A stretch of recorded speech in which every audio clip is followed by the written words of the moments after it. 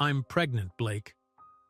Maya's voice trembled as she stood in the middle of the expensive office, raindrops still clinging to her work jacket. Blake Thompson froze, his hand suspended midway through signing a document. He slowly put down his pen and looked up at her. "What did you just say?" "I'm pregnant. The test came back positive yesterday. I did 3 more tests this morning to be sure." Blake rose from his desk and walked to the window overlooking the Seattle skyline. Rain tapped against the glass, matching the heavy silence filling the room. After 6 months of secretly dating the owner of Thompson Estate, Maya Johnson had hoped for a different reaction. "Pregnant? Are you absolutely sure?" Blake finally asked, his back still turned to her. "Yes, I'm sure." Blake ran his fingers through his perfectly styled hair, messing it up for the first time Maya had ever seen. "This is not good timing, Maya. Not good at all. I know it's unexpected. The board meeting is next week," he interrupted, pacing the room now, "and I'm about to sign the Westfield contract. Do you understand what that means? $30 million. That's what's at stake here." Maya touched her stomach lightly. At 31 years old, she hadn't planned on becoming a mother yet, especially not like this. But since seeing those positive tests, something had shifted inside her. "I thought you should know," she said quietly. "I thought we could figure this out together." Blake stopped pacing and stared at her with cold eyes Maya had never seen before. "There's nothing to figure out." He walked back to his desk, pulled out his checkbook and began writing. The scratching of his pen was the only sound in the room for 30 seconds. "Here," he said, ripping out the check and holding it toward her. $20,000. This should be enough for you to start over somewhere else. Somewhere far from Seattle." Maya didn't take the check. "What are you saying?" "I'm saying you need to disappear, Maya." Blake's voice was businesslike now. "My investors won't like this scandal. A CEO dating the gardener? Having a baby with her? It's bad for business." "Bad for business?" Maya repeated, her voice barely above a whisper. "Is that all this is to you? A business problem? Be realistic. We had fun, but this was never going to be permanent. You work for me? You tend my gardens?" "I love you," Maya said, the words falling from her lips before she could stop them. Blake sighed, looking annoyed. "Take the check, Maya. $20,000 is generous. Most women would be grateful." Maya felt something crack inside her chest. She had spent the last 24 hours imagining their future together as parents. Now, in less than 5 minutes, that future had disappeared. "What about my job?" she asked. "You can't stay here. It would be uncomfortable for everyone." Blake placed the check on the edge of his desk. "Take it. This is the best solution." Maya stared at the check. $20,000. That was the price Blake Thompson had placed on her and their unborn child. "I need to get back to work," she said stiffly, turning toward the door without taking the check. "Maya," Blake called after her, "don't make this difficult. Take the money." She left without answering, walking through the mansion with her head held high despite the tears threatening to spill. In the staff quarters where she had lived for the past 3 years, Maya sat on her bed and finally let the tears come. Her phone buzzed with a text message at 6:30 that evening. "Your position has been terminated effective immediately. Please remove all personal belongings from staff quarters by 12 noon tomorrow." Maya read the message 3 times, unable to believe how quickly her life had fallen apart. In one day, she had lost her boyfriend, the father of her child, her job, and now her home. The next week passed in a blur. Maya found a cheap motel room that rented by the week. She used most of her savings to pay for it, knowing she needed to find another job quickly. On Wednesday, she visited a free clinic for her first prenatal checkup. The doctor was a kind woman with gray hair and gentle hands. "Let's take a look," she said, moving the ultrasound wand over Maya's stomach. She paused, looking more closely at the screen. Oh my. Is something wrong?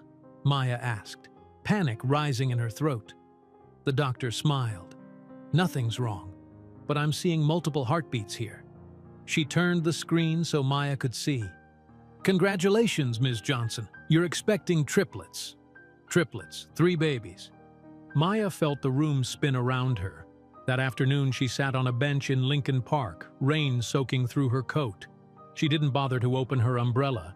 The cold droplets matched her tears as she tried to make sense of her situation. 3 babies, no job, no home, no partner. Maya opened her purse and counted her money. $743. That was all she had left in the world. Next to her money was her grandmother's journal, filled with handwritten notes about rare medicinal plants. Maya had been secretly growing some of these plants in a hidden corner of Blake's garden, fascinated by their healing properties. Her grandmother had been known in her community for her natural remedies, knowledge she had passed down to Maya. Before security had escorted her off the Thompson estate, Maya had managed to collect seeds and cuttings from her special plants. They were carefully wrapped in damp paper towels in her motel room. Rain dripped from her hair as Maya looked up at the gray Seattle sky. "You think we're nothing," she whispered, as if Blake could hear her.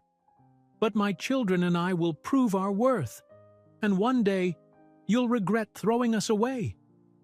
She placed her hand on her stomach, feeling a strange new determination rise inside her. The plants she had rescued might be worth something. Her grandmother had always said they had special healing powers that modern medicine hadn't yet discovered. Maya closed her eyes, feeling the rain on her face. This was the bottom. From here, there was nowhere to go but up. She had no idea then that the seeds in her motel room and the babies growing inside her would one day be worth billions, or that the man who had discarded them would one day beg to be part of their lives. Maya wiped the rain from her face and clutched her grandmother's journal to her chest. The sky had darkened and she needed to find somewhere to sleep. Her old Honda Civic sat in the parking lot, the one possession Blake hadn't taken from her. That night, Maya reclined the driver's seat as far as it would go in the Walmart parking lot. She had heard homeless people could stay overnight without being bothered.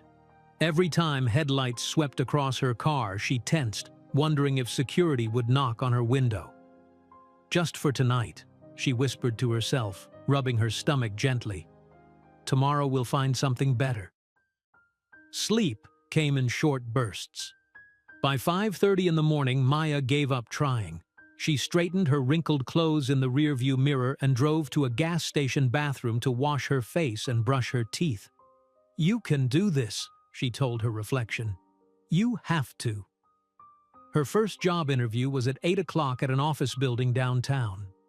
The manager glanced at her resume, impressed by her organizational skills from managing the Thompson Estate Gardens. Then his eyes dropped to her midsection. "When are you due?" he asked, his friendly tone suddenly cooler. "I'm in my first trimester," Maya answered honestly. "I see." He shuffled her resume to the bottom of a pile. "We'll be in touch." The same scene repeated 4 more times that day. At a clothing store, the manager was more direct. "We don't hire pregnant women," she said. "The maternity leave is too disruptive." By late afternoon, Maya sat in her car, exhausted and hungry. She opened her phone and searched "Help for Pregnant Women Seattle." A listing for Hope Haven Women's Shelter appeared.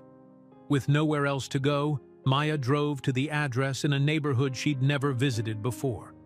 The building was plain but clean, with a small sign by the door. Maya hesitated before ringing the bell. A middle-aged woman with kind eyes opened the door. "Can I help you?" she asked. "I hope so," Maya said, her voice cracking. "I'm pregnant and I have nowhere to go." The woman introduced herself as Mrs. Garcia, the shelter director. She led Maya to a small office and listened as Maya explained her situation, leaving out the part about Blake being a millionaire. "You poor thing," Mrs. Garcia said. "We have a room available. It's small, but it's clean and safe." The room was indeed tiny, just enough space for a single bed, a nightstand, and a small dresser. But it had a window, and Maya nearly cried at the sight of the clean sheets. "Dinner is at 6 o'clock in the communal kitchen," Mrs. Garcia explained. "You'll meet the other women then. Bathroom is shared at the end of the hall." At dinner, Maya sat quietly, picking at her food. A woman with short blonde hair sat across from her. "First night?" she asked. Maya nodded.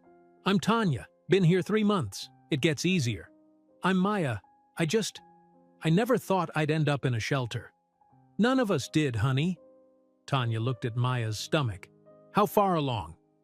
"About 8 weeks, but I just found out I'm having triplets." Tanya's eyes widened. "Triple trouble. Girl, you need help with paperwork, government assistance, food stamps, pregnancy health care. I'll show you tomorrow." The next morning, Tanya helped Maya fill out complicated forms for government assistance. "These questions are confusing on purpose," Tanya explained, her fingers stiff with arthritis as she pointed to each section. "They hope you'll give up." By the end of the week, Maya had received her first food stamps card and approval for pregnancy health care. But she still needed income. She applied at a 24-hour grocery store 10 blocks from the shelter. Mr. Jenkins, the night manager, was a heavy-set man with a gray mustache. He looked over her application and nodded. "Night shift is hard to fill.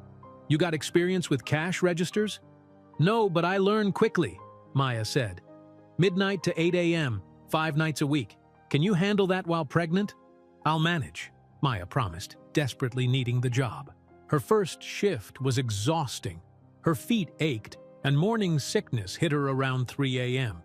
Mr. Jenkins noticed her discomfort and brought her a stool. "Store policy says cashiers stand," he said, placing the stool behind her register. "But what corporate doesn't see won't hurt them." 2 weeks later, Maya received her first paycheck, $427. She carefully placed $20 in an envelope marked Savings and hid it under her mattress. That weekend, Maya planted her grandmother's special seeds in small pots she had found at a dollar store. She placed them on the narrow windowsill in her room, where sunlight streamed in for a few hours each day. At night, Maya read her grandmother's journal, studying the detailed notes about each plant's healing properties. She began taking notes in a separate notebook, creating her own reference guide. "This one reduces inflammation," she whispered, touching the soil of one pot. "And this one helps with skin regeneration." As her stomach began to show more, Maya found herself talking to her babies. "I think I'll name you after flowers," she said one night, her hand resting on her growing bump. "Lily, Rose, and Violet. My beautiful garden." Mrs. Garcia noticed Maya's interest in plants and showed her the shelter's small computer lab. "We offer free computer time. Some women take online courses to improve their job prospects." Maya began spending her free hours between sleep and work, taking free online business classes.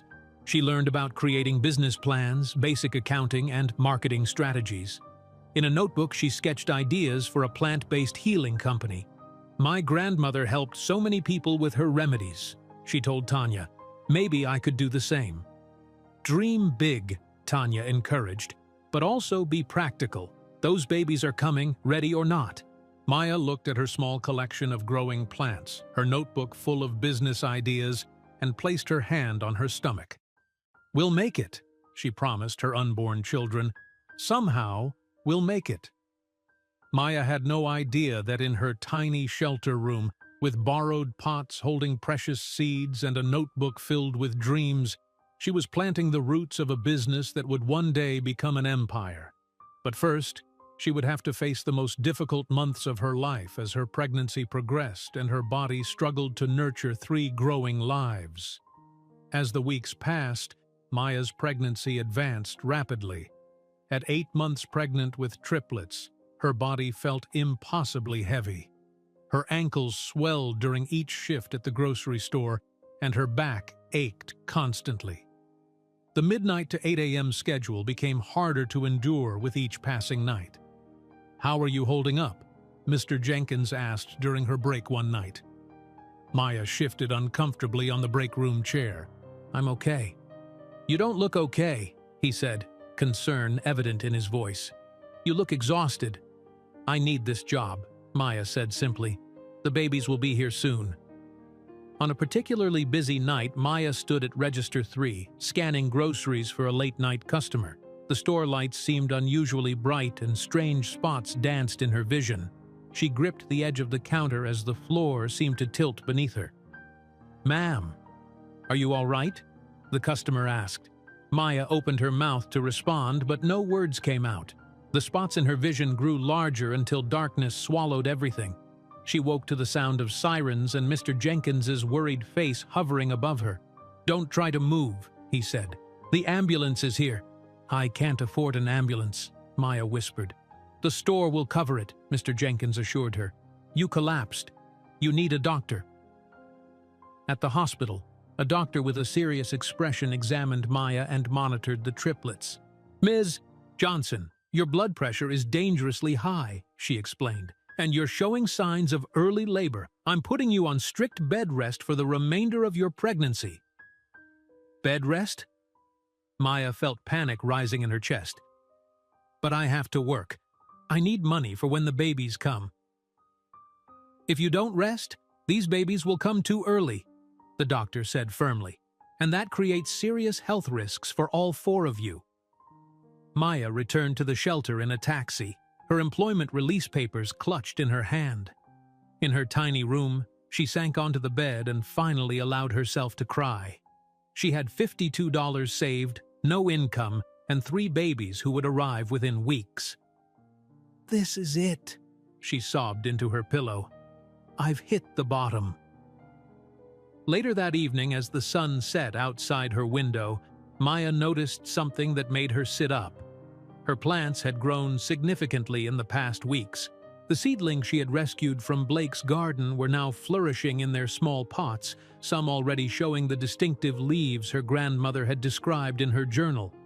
A knock at the door interrupted her thoughts. Mrs. Garcia entered with a tray of food. "Tanya told me what happened," she said, placing the tray on the nightstand.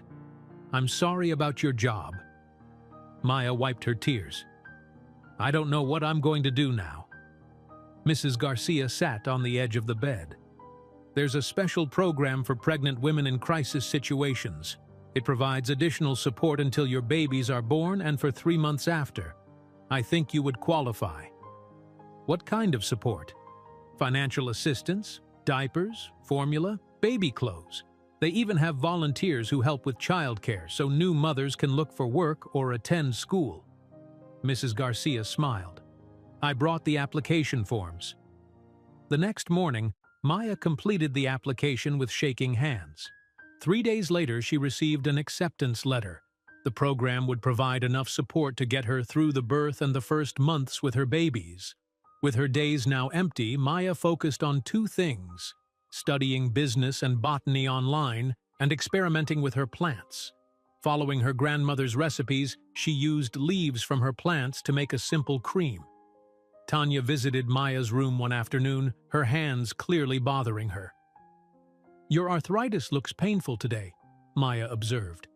Tanya nodded, her face tight with discomfort. "Weather's changing. Makes my joints flare up something awful." Maya reached for a small jar on her windowsill. "I made this cream from my plants. It might help.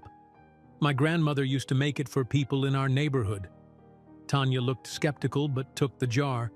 "Can't hurt to try, I guess." She rubbed a small amount of the cream on her swollen knuckles. "Smells nice, at least." The next morning, Tanya burst into Maya's room, her eyes wide. "What was in that cream you gave me?" Maya sat up in bed, alarmed. "Why? Did it cause a reaction?" "A reaction? Girl, my hands haven't felt this good in years. The swelling is half what it was, and I can bend my fingers without wanting to scream." Tanya held up her hands, moving her fingers freely. "This is miracle stuff." Word spread quickly through the shelter. By the end of the week, 3 other women had asked Maya if they could try her cream for various aches and pains. All reported significant relief. "You should sell this," said an older woman named Dorothy, who had used the cream on her arthritic knee. "I'd pay good money for something that works this well." Mrs. Garcia visited Maya's room later that day and noticed the line of small jars on the windowsill. "I've been hearing about your healing cream," she said. "Everyone's talking about it." Maya smiled, her hand resting on her enormous belly. "My grandmother's recipes really work. I knew they would." Mrs. Garcia picked up one of the jars, examining it. "Have you considered turning this into a business? After the babies come, of course." "Actually, I have," Maya admitted. "I've been taking online business courses. I think these plants could help a lot of people." "The shelter has a program to help women start small businesses," Mrs. Garcia explained. "Microloans, business mentors, even help with permits and regulations." For the first time in weeks, Maya felt a spark of hope. She looked at her plants, then at her notebook filled with business ideas, and finally at her rounded stomach, home to 3 lives depending on her. "I think I might have found our way forward," she said softly. That night, Maya continued reading her grandmother's journal, making more detailed notes about each plant's properties. As she worked, she felt a strong kick from inside her belly, then another, then a third. "I know," she whispered to her unborn daughters. "We're going to be okay. Better than okay." She didn't know then that in just a few short weeks, her life would change forever with the arrival of 3 tiny girls who would become her strength, her purpose, and eventually her business partners in an empire that would transform medicine. Maya's hopeful mood lasted exactly 3 more days. On a rainy Tuesday morning, she woke to a sharp pain that made her gasp. Her bed sheets were wet, her water had broken, 4 weeks earlier than the doctor had predicted. "Mrs. Garcia!" Maya called, panic rising in her voice. "Mrs. Garcia!" The shelter director rushed in, took one look at Maya, and immediately called an ambulance. "It's too early," Maya said, gripping her stomach as another pain hit. "They're not supposed to come yet." "Babies have their own schedules," Mrs. Garcia said, gathering Maya's hospital bag. "Everything will be okay." The labor lasted 20 hours. 20 hours of pain unlike anything Maya had ever experienced. Nurses moved around her, checking monitors and speaking in urgent voices about fetal distress and emergency procedures. "I can't do this," Maya cried after 15 hours, exhausted beyond measure. An older nurse with kind eyes held her hand. "Yes, you can. Women have been doing this since the beginning of time. Your body knows what to do." At 3:17 in the morning, Lily Johnson was born, weighing 4 pounds and 6 ounces. At 3:21, Rose followed at 4 pounds even. At 3:29, Violet completed the trio, the smallest at 3 pounds and 15 ounces. The doctor placed the tiny wrapped bundle that was Lily in Maya's arms first. "She's small but strong," he said. "All 3 of them are fighters." Maya looked down at the tiny red face. "Hello, Lily," she whispered. "I'm your mom." The first weeks passed in a blur of exhaustion. The babies stayed in the hospital for 14 days until they gained enough weight to go home. Maya slept on a chair beside their incubators, returning to the shelter only to shower and change clothes. Back at Hope Haven, the reality of caring for 3 newborns hit hard. Maya barely slept. When one baby settled, another would wake hungry or needing a change. Dark circles formed under her eyes, and she lost track of days. "You need help," Tanya said one morning, finding Maya crying as all 3 babies wailed at once. "I can't afford help," Maya said, her voice breaking. "You have us," Tanya replied, picking up Rose and rocking her. "The shelter women will take shifts." A rotation system formed. Different women would watch the babies for 2-hour blocks, giving Maya time to sleep or shower. Mrs. Garcia allowed Maya to stay beyond the shelter's usual 3-month limit, seeing how she struggled. When the triplets were 6 weeks old, Maya started making small batches of healing cream again. She worked while the babies napped, mixing ingredients according to her grandmother's recipes. "I'm going to the Capitol Hill Farmers Market this weekend," she told Mrs. Garcia. "They have a small vendor fee. I've saved enough to rent a space." "Who will watch the babies?" Mrs. Garcia asked. "I was hoping you might," Maya said hesitantly. "Just for 4 hours on Saturday. I've pumped extra milk and prepared bottles." That Saturday, Maya set up a small table at the farmer's market. She had 20 jars of cream, each labeled by hand. Her stand was simple, just a card table with a sign reading "Healing Plant Remedies, $10." By noon, she had sold half her inventory. By 2 o'clock, she was completely sold out. A woman in her 50s approached as Maya was packing up. "Do you have any more of that cream?" she asked. "My friend bought one and said it really helped her wrist pain." "I'm sorry, I'm sold out," Maya replied. "But I'll be back next week with more." The woman introduced herself as Dr. Sarah Collins, a research scientist at the University of Washington. "My mother has severe arthritis. I'd like to buy a jar for her if you'll be here next Saturday." The following weekend, Dr. Collins returned. She bought a jar of cream and gave Maya her business card. "Call me if you make more. My mother will definitely want some." 3 weeks later, Maya's phone rang. It was Dr. Collins. "Ms. Johnson, this is Sarah Collins. I need to talk to you about your cream." Maya's heart sank. "Is something wrong? Did it cause a reaction?" "Wrong? No, absolutely not. My mother's arthritis pain decreased by 70% after 3 days of use. I've never seen anything like it." Dr. Collins paused. "I work in pharmaceutical research. I'd like to test the compounds in your cream if you're willing." Dr. Collins arranged for Maya to bring samples to her lab at the university. With the triplets now 3 months old, Maya brought them along in a triple stroller. Dr. Collins seemed charmed by the babies, tickling Violet's cheek as she showed Maya around the lab. "I tested the initial sample," Dr. Collins explained.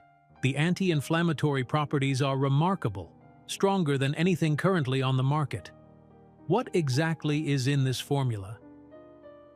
"Plants my grandmother grew," Maya said. "The main ingredient comes from a flower that's not commonly used in Western medicine." 2 weeks later, Dr. Collins called again, excitement clear in her voice. "The results are confirmed. Your plant extract has unique properties that could revolutionize pain treatment. Have you considered starting a real business with this?" "I've thought about it," Maya admitted, "but I need startup money." "You need a business loan," Dr. Collins said, "and I can help you apply." With Dr. Collins' guidance, Maya prepared a business plan.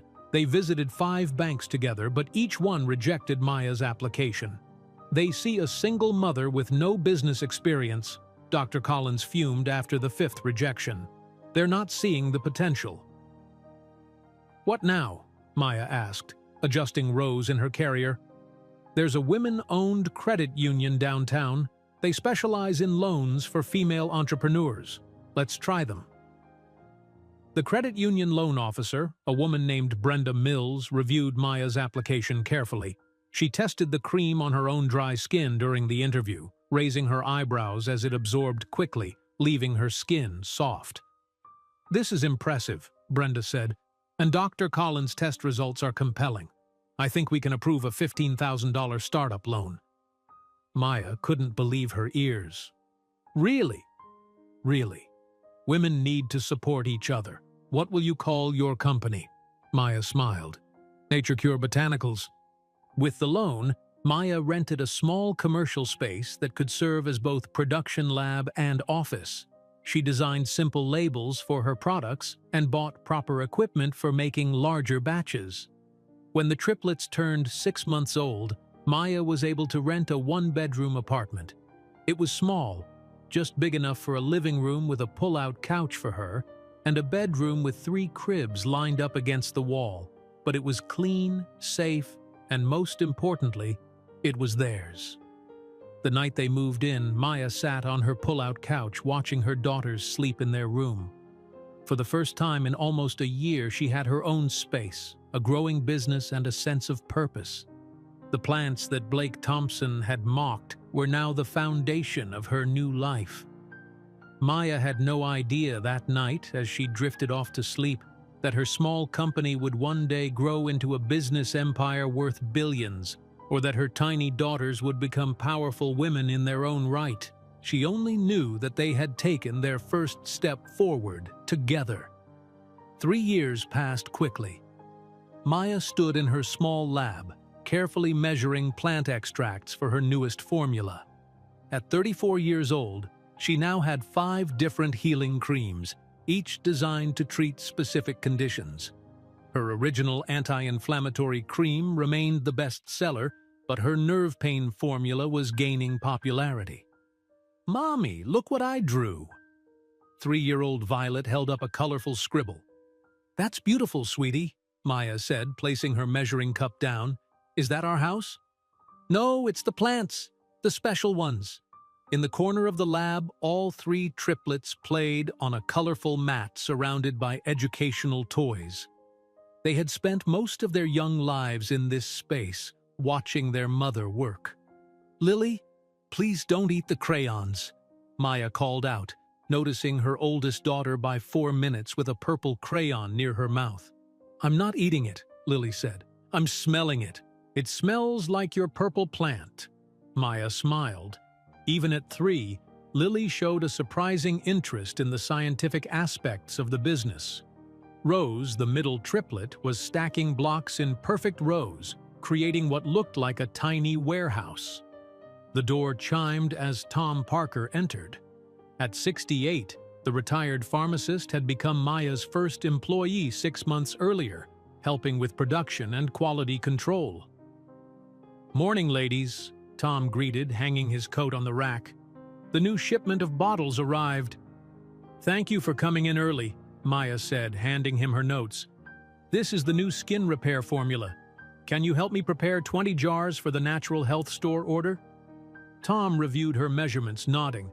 "Looks good. You've increased the aloe concentration." As they worked, Maya shared her frustration. "We need to get into more stores, Tom. Farmers markets and 3 local health stores aren't enough. But stores want inventory we can't produce yet, and we need money for that inventory." "It's the classic business catch," Tom agreed. "You need money to make money." The door chimed again. A well-dressed woman in her 40s entered, looking around curiously. "Can I help you?" Maya asked, wiping her hands on her apron. "I hope so. I'm looking for the owner of Nature Cure Botanicals." "That's me, Maya Johnson." The woman looked surprised. "You're younger than I expected. I'm Linda Peterson." Maya gestured to a small meeting area in the corner. "Please, sit down. Can I offer you tea?" "No, thank you. I'll get right to the point." Linda placed a business card on the table. "I'm the purchasing director for Regional Health Systems." Maya recognized the name, a large network of 50 medical clinics throughout Washington state. "My mother has severe arthritis," Linda continued. "Her doctor tried everything, but nothing helped much. Then her neighbor gave her your cream. After 2 weeks, my mother could knit again for the first time in years." "I'm so glad it helped her," Maya said, feeling a familiar sense of pride. "I brought her jar to our research department. They analyzed it and were impressed with the natural compound structure." Linda leaned forward. "I'd like to place an order for all 50 of our physical therapy departments." "That sounds wonderful," Maya said. "What quantity were you thinking?" "We need 100 jars for each clinic to start. That's 5,000 jars total." Maya quickly calculated in her head. "At $30 per jar wholesale, that's an order for $150,000, she said, barely able to say the number. "Is that a problem?" Linda asked. Maya looked around her small lab, at Tom working at the single production table, at her children playing in the corner. Currently, they produced about 300 jars per week. "To be honest, Ms. Peterson, we don't have the capacity to fill an order that size right now. We're a very small operation." Linda studied Maya thoughtfully. "How many employees do you have?" "Just Tom and myself." "And those are your children?" Maya nodded. "My daughters. They're 3." You've created an extraordinary product here, Ms. Johnson. Our patients need it. Linda pulled out a checkbook. What if regional health systems paid half the order amount up front? Would that help you expand to meet our needs? Maya stared at her. You do that? It's good business. Your product works better than anything else we've found. Linda wrote a check for $75,000. We need the first 1,000 jars in 30 days, with the remaining 4,000 within 90 days. Can you do that with this advance? Maya's hand trembled as she took the check. Yes, we can do that. After Linda left, Maya sat in stunned silence. Did that just happen? Tom asked. I think it did. Maya looked at the check again. Tom, we need a bigger space, and more equipment, and staff. And you need to cash that check before she changes her mind, Tom said with a laugh. The next 4 weeks were a whirlwind. Maya found a larger facility, triple the size of her current lab. She purchased professional-grade mixing equipment, proper workstations, and a labeling machine. She hired 3 employees, a production assistant, a lab technician, and an office manager. Working day and night, they prepared the first 1,000 jars exactly on schedule. Maya personally delivered them to Regional Health Systems headquarters, the triplets accompanying her in their stroller. Perfect timing, Linda said, inspecting the shipment. Our clinics are excited to start using these. 2 weeks later, Linda called. The feedback is incredible. Patients are asking if they can buy the creams directly. Our physical therapists report faster recovery times. We want to double our next order. Can you handle it? Yes, Maya said confidently. We can handle it. That evening, Maya closed the new lab early. We're taking a special trip, she told her daughters as she helped them into their coats. Where are we going? Rose asked. To the zoo, Maya answered. To see the animals. Real animals, not just in books? Lily's eyes widened. Real animals, Maya confirmed. At the Woodland Park Zoo, the triplets squealed with delight at each exhibit.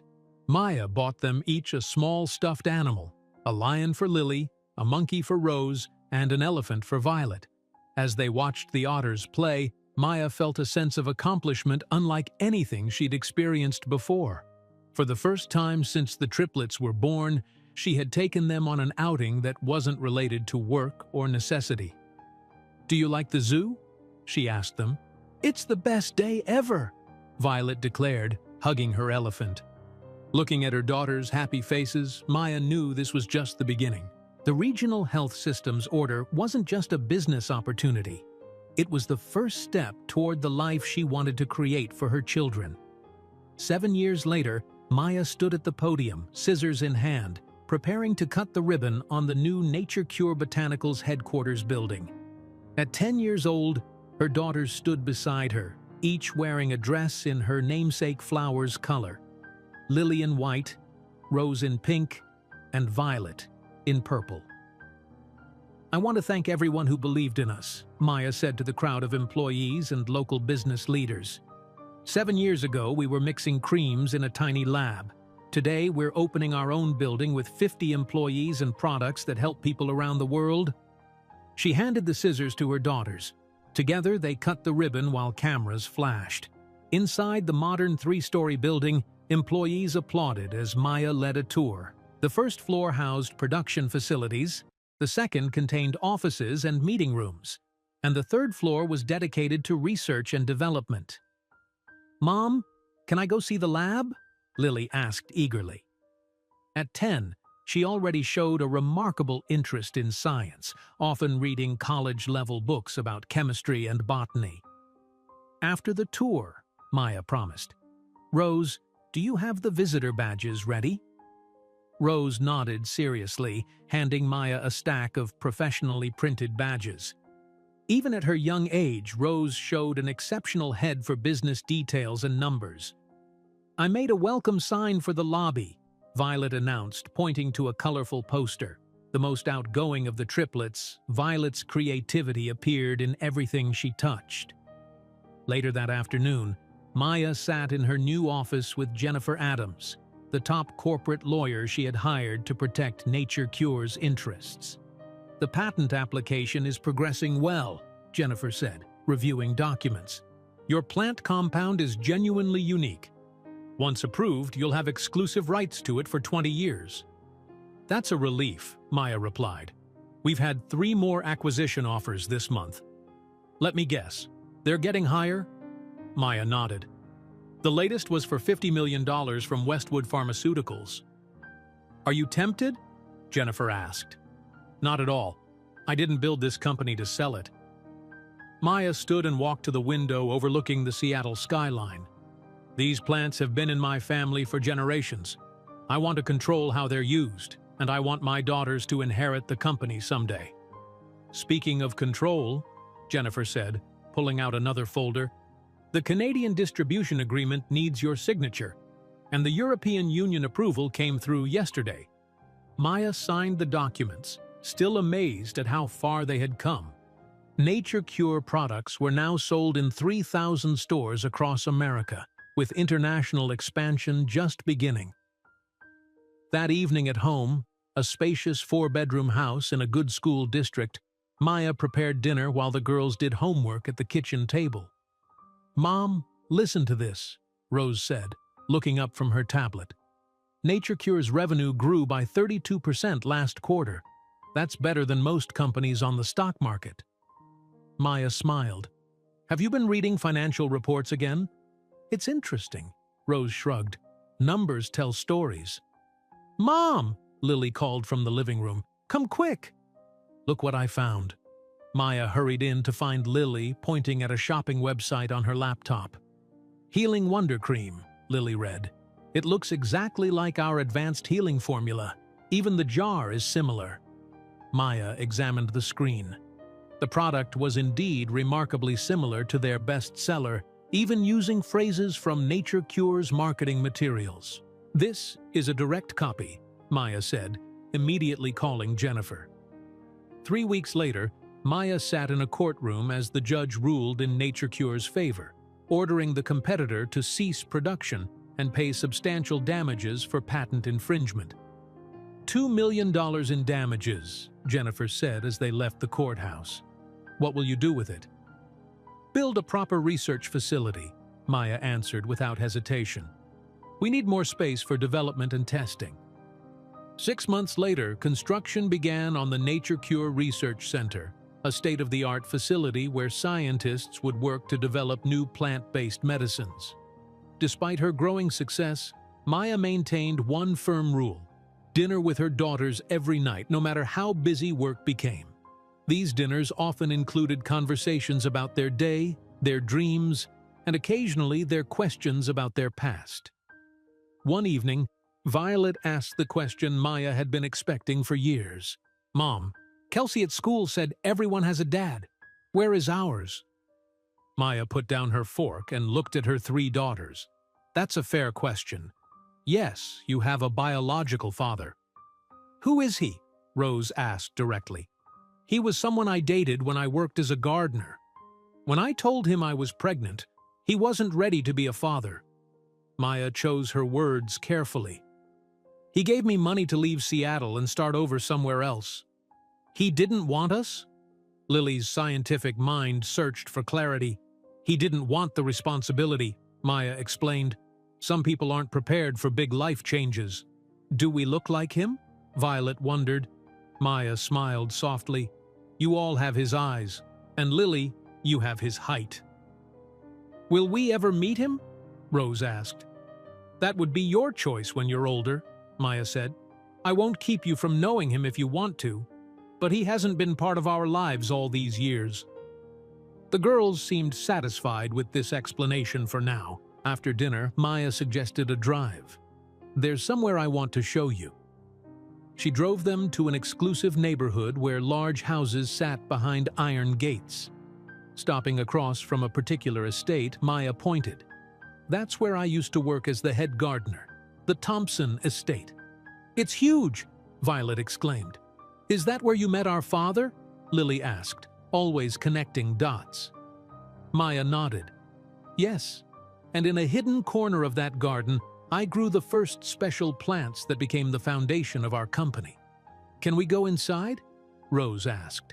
No, different people own it now, but I wanted you to see where our story began. Maya looked at the mansion, remembering how she had once lived in the small staff quarters behind it. From that garden came everything we have now.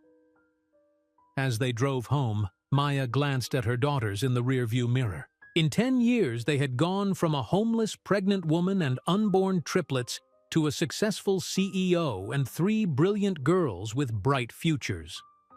The journey wasn't over. In fact, it was just beginning, but Maya felt proud of how far they had come. What she didn't know was that in a few years, their path would cross with Blake Thompson's again, in a way that would change all their lives forever. 6 more years transformed Nature Cure Botanicals beyond even Maya's ambitious dreams. On a bright Tuesday morning, Maya Johnson strode through Nature Cure's gleaming headquarters, stopping to greet employees by name. At 41, she commanded respect not just with her title as CEO, but with her presence, confident, thoughtful, and approachable. The quarterly reports are ready for review, Ms. Johnson, her assistant said, handing her a tablet as they walked toward the conference room. Thank you, David. Is everyone here for the meeting? Yes. The board is waiting, and your daughter Rose asked to join. Maya smiled. At 16, Rose already showed remarkable business acumen, often sitting in on important meetings to observe and learn. Inside the conference room, 12 board members rose as Maya entered. Rose sat quietly in a corner, her notebook open. Good morning, Maya began. Let's review our third quarter performance. The chief financial officer displayed a presentation. Nature Cure has exceeded projections by 27%. Our market valuation now stands at $12 billion. The new pain management line is our most successful product launch to date. After the meeting, Maya returned to her office, a spacious corner suite with views of the Seattle skyline. 3 framed photographs dominated her desk, Lily in a lab coat, Rose receiving a Young Entrepreneur Award, and Violet speaking at a school event. Her phone rang. Ms. Johnson, your daughter Lily is calling from the research center. Put her through. Mom, Lily's excited voice filled the line. The new compound worked. The anti-inflammatory response is 40% stronger than our current formula, with 0 side effects in initial testing. That's wonderful news, Maya said proudly. At 16, Lily already worked part-time in Nature Cure's research lab, her scientific mind constantly pushing their products forward. Dr. Williams says we can move to the next testing phase immediately, Lily continued. This could be huge for arthritis treatment. After hanging up, Maya opened her email to find a message from Violet with the subject line, Social Media Campaign Results. She clicked to find a detailed report showing how Violet's latest social media strategy had increased online engagement by 38%. Maya's youngest daughter by 12 minutes had a natural gift for communication and marketing. Maya's private line rang again. Maya Johnson, she answered. Maya, it's Jennifer. I have some interesting information. Jennifer Adams was still Nature Cure's lead attorney. Remember you asked me to keep an eye on Thompson Technologies? Maya's breath caught slightly. She hadn't spoken Blake Thompson's name aloud in years, but she had quietly monitored his company. What about them? Maya asked. They're in serious trouble. Their last 3 product launches failed. Stock is down 62%. There are rumors they're looking for buyers. Send me the financial reports, Maya said. An hour later, Maya studied the documents Jennifer had sent. Thompson Technologies, once valued at over $1 billion, was now struggling to stay afloat. Blake had made a series of poor business decisions, chasing trends rather than developing solid products. Maya called her financial team for an emergency meeting. I want your analysis of a potential acquisition, she told them. Thompson Technologies. The software company? Her chief financial officer asked, surprised. That's outside our core business. Their technology could enhance our patient tracking systems, Maya explained, and their market position is weakened. We could acquire controlling interest at a favorable price. After 2 hours of discussion, the financial team agreed the acquisition made strategic sense. Their software platforms would integrate well with our healthcare products, the CFO concluded, and at current stock prices, we could obtain controlling interest for less than we budgeted for our European expansion. That evening, Maya called a private board meeting to propose the acquisition. She presented the business case carefully, never mentioning her personal history with Blake Thompson. This acquisition aligns with our 5-year growth strategy, she concluded. I recommend we proceed. The board voted unanimously to approve. Later that night, at home in her 12-bedroom mansion overlooking Lake Washington, Maya sat with her daughters in their family room. Despite their wealth, she had raised them to be grounded and hard-working. All 3 attended the city's most prestigious private school, but also held responsibilities at Nature Cure. "Mom, you seem distracted," Violet observed, always sensitive to emotions. "Just thinking about a business decision," Maya replied. "We're acquiring a technology company." "Thompson Technologies?" Rose asked, surprising Maya. "How did you know that?" Rose shrugged. "I saw the financial reports on your desk. Their software architecture is impressive, but their management has made poor strategic choices." "Always the analyst," Maya smiled. "Isn't Thompson the name of the estate you showed us years ago?" Lily asked, her memory precise as always. "Where you worked as a gardener?" Maya nodded slowly. "Yes. Blake Thompson owns the company we're acquiring." The girls exchanged glances. "Is he—" Violet started carefully. "Your biological father?" "Yes." A moment of silence fell over the room. "Does he know about us?" Lily finally asked. He never wanted to know. "Will you tell him now, with the acquisition?" Rose's question was practical, business-focused. "I don't know," Maya admitted. "It hasn't been relevant to our lives for 16 years. The conversation was interrupted by Maya's phone. It was her assistant. "Ms. Johnson, sorry to call so late. You've been invited to be the keynote speaker at the Future of Medicine Gala next month. The committee specifically requested you. They're announcing the Innovator of the Year award, and you're the recipient." "The Future of Medicine Gala?" Maya repeated. "That's the most prestigious medical event of the year." "Yes. They want you to speak about Nature Cure's vision for plant-based treatments. The governor will be there, along with the top medical researchers and healthcare executives in the country." After hanging up, Maya shared the news with her daughters. "We should all go," Rose suggested. "It's a big honor." "Can we get new dresses?" Violet asked excitedly. "Of course," Maya laughed. "We'll make it a family event." What Maya didn't know was that Blake Thompson had also received an invitation to the gala. His company desperately needed new investors, and the event would be filled with potential financial partners. Neither Maya nor Blake had any idea they would soon come face-to-face for the first time in 16 years. As Maya helped her daughters plan for the gala, discussing dresses and Maya's keynote speech, she felt a strange sense of things coming full circle. From a pregnant gardener with nothing to her name, she had become one of the most powerful women in business. And now, through a twist of fate, she was about to become Blake Thompson's boss. The night of the Future of Medicine Gala arrived. Maya stood in the entrance of her home watching her daughters descend the grand staircase in their formal dresses. Lily wore a classic white gown, Rose chose deep red, and Violet sparkled in purple.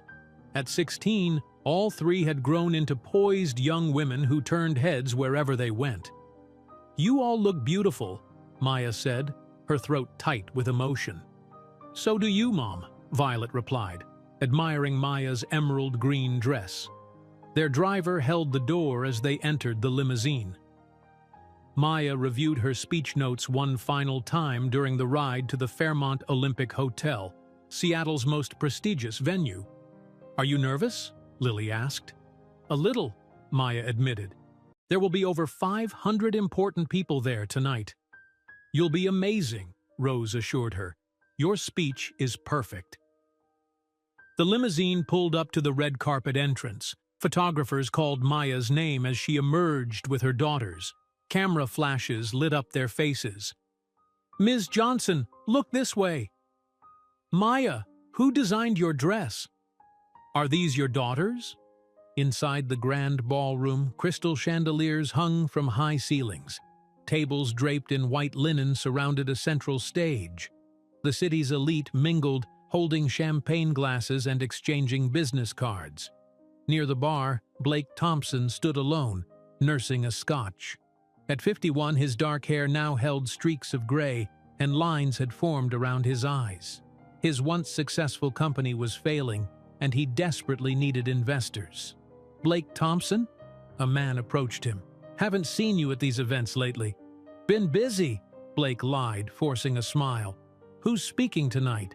Maya Johnson from Nature Cure Botanicals. She's receiving the Innovator Award. Her company is revolutionizing medicine with plant-based treatments. Blake nodded, not connecting the name to his past. At 8 o'clock, the lights dimmed.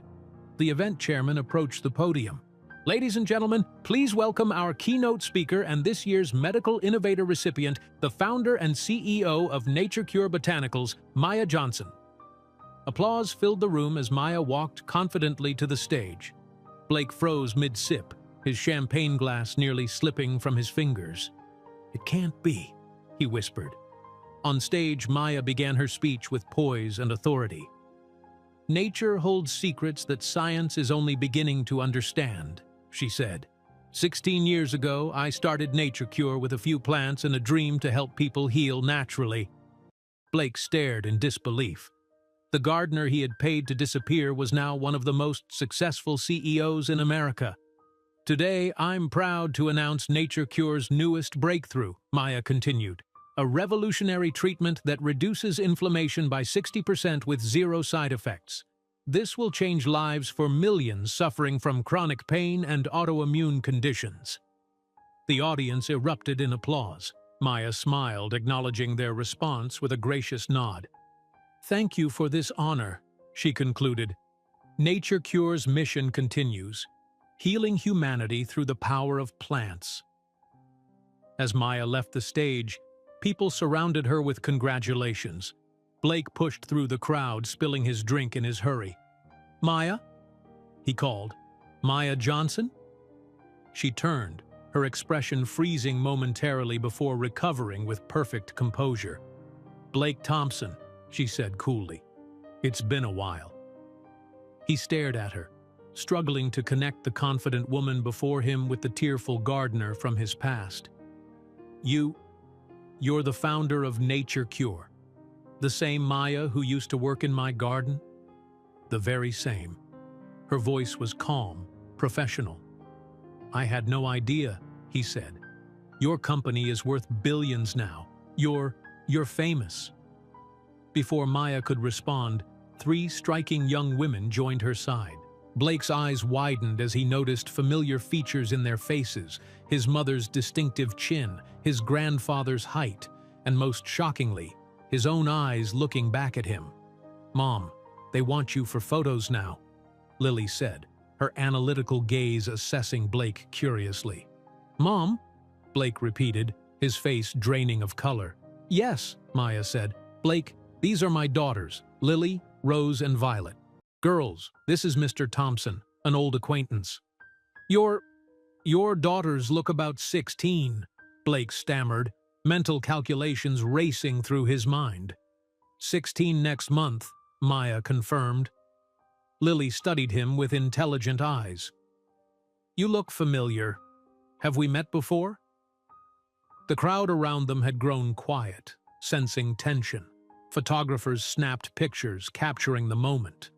They're mine, aren't they? Blake whispered, his voice cracking. Maya's voice carried clearly in the hushed room. Biologically speaking, yes. In every way that matters, no. They're mine.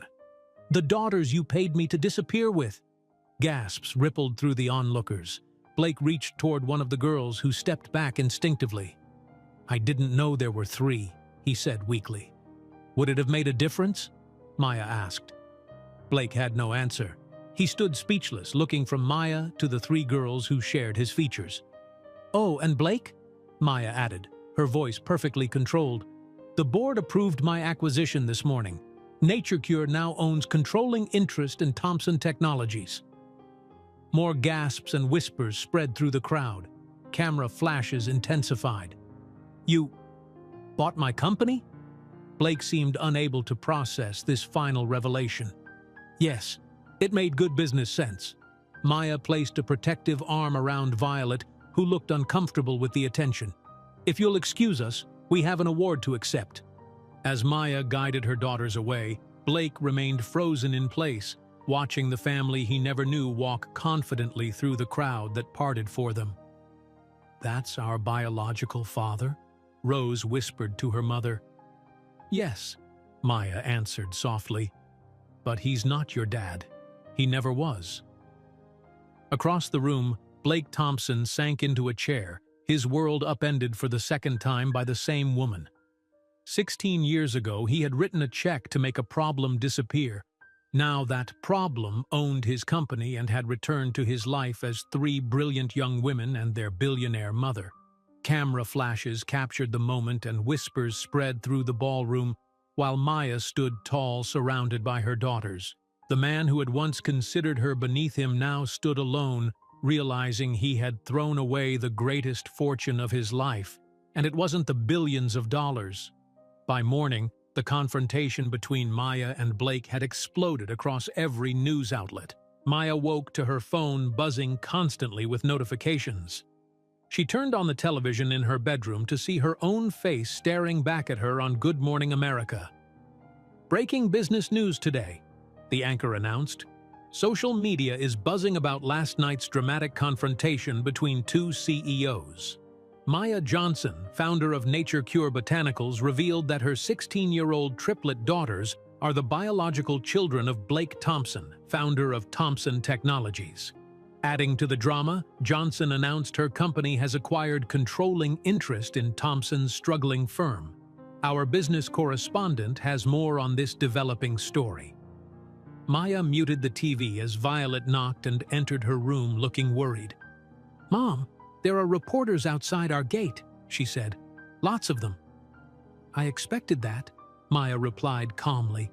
"We won't be going to school today. I've already called the principal." Downstairs, Lily and Rose were huddled over Rose's tablet, reading news articles. "They're calling it the ultimate business revenge story," Rose reported. "NatureCure's stock is up 12% already this morning." "It's not about revenge," Maya said, joining them in the kitchen. "It was a sound business decision." "That's not how the public sees it," Lily observed. "They love the story of the rejected gardener becoming a billionaire and buying her ex's company." Maya's phone rang. It was Jennifer Adams. "Maya, the Thompson Technologies board is calling an emergency meeting at 11 o'clock. As majority shareholder, you should be there." "I'll be there," Maya confirmed. At 10:45, Maya's car pulled up to Thompson Technologies headquarters. Reporters swarmed around her vehicle, shouting questions. "Ms. Johnson, did you buy the company for revenge? Maya, will you fire Blake Thompson? Did Blake know about his daughters all these years?" Maya walked through the crowd with her head high, not answering any questions. Jennifer met her in the lobby. "Blake has been trying to convince the board members to block the acquisition," Jennifer explained as they walked toward the boardroom. "He's desperate." Inside the wood-paneled boardroom, 12 board members sat around a long table. Blake stood at the head, mid-sentence, when Maya entered. He stopped speaking immediately. "Ms. Johnson," the board chairman said, standing to greet her, "thank you for joining us." "Thank you for having me," Maya replied professionally. "I understand there are concerns about the acquisition." "Blake was just explaining why he believes the sale should be reversed," the chairman said. "The stock purchase wasn't properly disclosed," Blake argued, his voice strained. "And there are conflict of interest issues." Jennifer stepped forward. "All securities laws were properly followed. The purchase was made through normal market channels with full disclosure to the SEC. There is no legal basis to reverse it. The board members exchanged glances. One woman spoke up. "Mr. Thompson, given the company's financial situation, I believe this acquisition actually saves Thompson Technologies from bankruptcy. NatureCure is financially strong and has promised to keep our core business intact." Maya addressed the board directly. "I have no intention of dismantling Thompson Technologies. Your software platforms complement our healthcare products perfectly. However," she paused, looking at Blake, "we will be rebranding the company and making leadership changes." "You're firing me," Blake said flatly. "No," Maya replied. "I'm offering you a position as senior advisor. You'll report directly to me." Blake's face flushed with humiliation. The room fell silent as board members averted their eyes. "This meeting is adjourned," the chairman finally said. "The acquisition will proceed as planned." As everyone filed out, Blake approached Maya. "We need to talk, privately." "My office, 15 minutes?" Maya replied. In her car, Maya called home to check on her daughters. "We're fine, Mom," Rose assured her. "The security team is keeping reporters away from the house." "I'm meeting with Blake now," Maya told her. "He wants to talk." "Be careful," Rose said protectively. At NatureCure headquarters, Maya found Blake waiting outside her office. Her assistant looked relieved to see her. "He's been here for 20 minutes, David whispered. "He wouldn't sit down." Maya opened her office door. "Come in, Blake." Once inside, Blake seemed to deflate, sinking into a chair across from her desk. "You've done well for yourself," he said, looking around the impressive office. "What do you want to talk about?" Maya asked directly. "I was wrong," Blake began.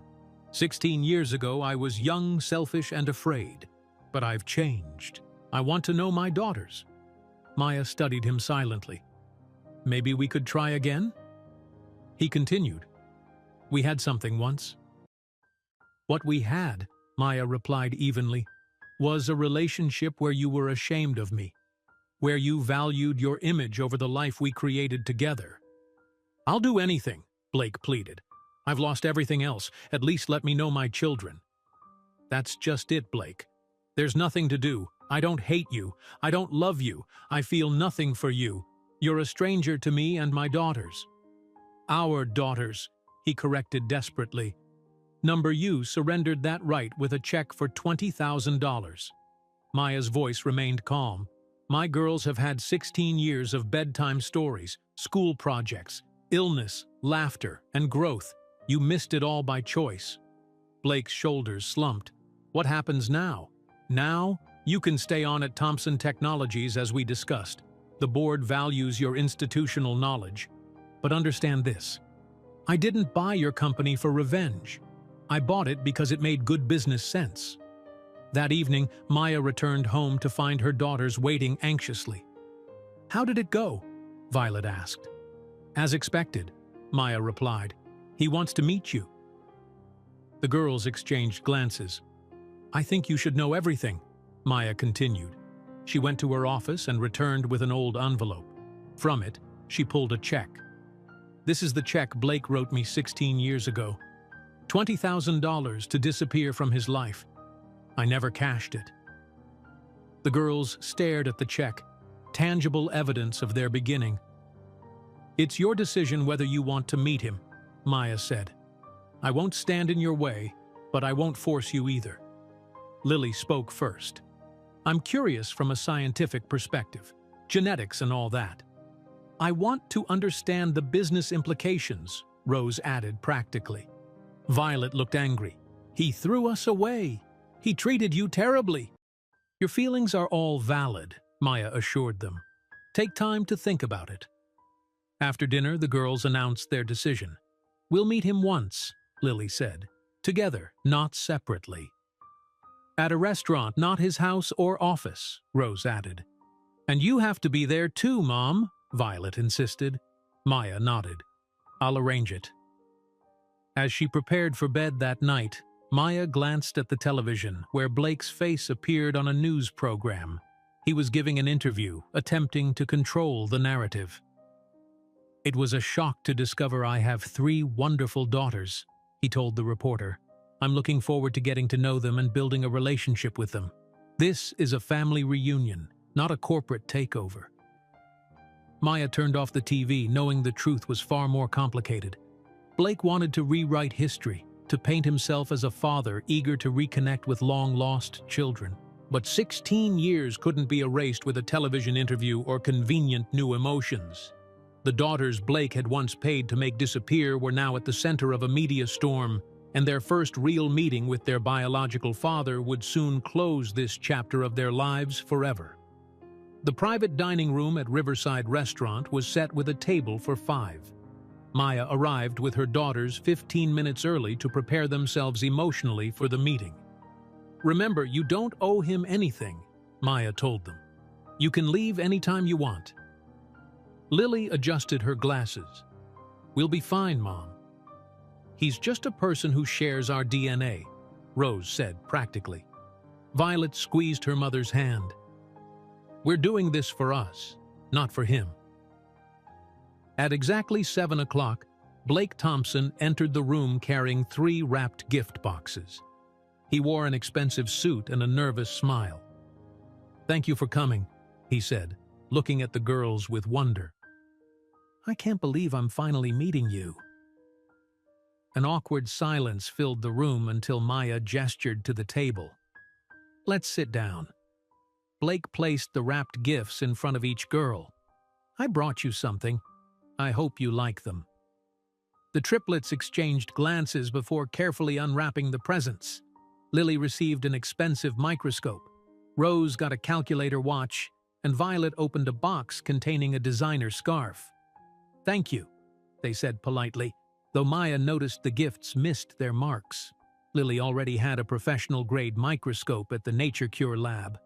Rose used advanced financial software that made a calculator watch seem childish. And Violet's artistic taste was much more colorful than the conservative scarf Blake had chosen. "I wasn't sure what you liked," Blake admitted. "We have a lot of catching up to do." 16 years, Rose stated directly. Blake shifted uncomfortably. "When I was your age, I was already running my first software company. We developed programs for accounting firms. That grew into Thompson Technologies." He continued talking about his business successes, clearly trying to impress them. Lily interrupted with a direct question. "What's your understanding of how Nature Cure's plant compounds work at a molecular level?" Blake looked surprised. "I'm not sure. That's not my field." "I'm developing a new extraction method that increases potency by 27%, Lily continued. "I'd be interested in your thoughts on the science." "I'm more of a business person," Blake admitted. Rose jumped in. "Speaking of business, why did Thompson Technologies fail to diversify its product offerings when cloud computing became the industry standard 5 years ago?" Blake's confident facade cracked slightly. "We had internal disagreements about direction." "You mean you made poor strategic choices?" Rose clarified. Violet, who had been quiet, finally spoke. "Do you know our birthdays? Our favorite colors? What we want to study in college?" "I'd like to learn those things," Blake said weakly. "Why did you think $20,000 was enough to make us disappear?" Violet asked, her voice steady despite the difficult question. Blake looked at Maya helplessly. "Your daughters have questions," Maya said calmly. "They deserve honest answers." Blake sighed. "I was focused on my career. A pregnant girlfriend didn't fit into my plans. I thought money would solve the problem." He looked at the triplets. "If I had known about you, really known you, maybe things would have been different." "You didn't want to know," Lily pointed out. The dinner continued with uncomfortable conversation. Blake tried repeatedly to establish connections, but his efforts felt forced and superficial. As dessert was served, Blake turned to Maya.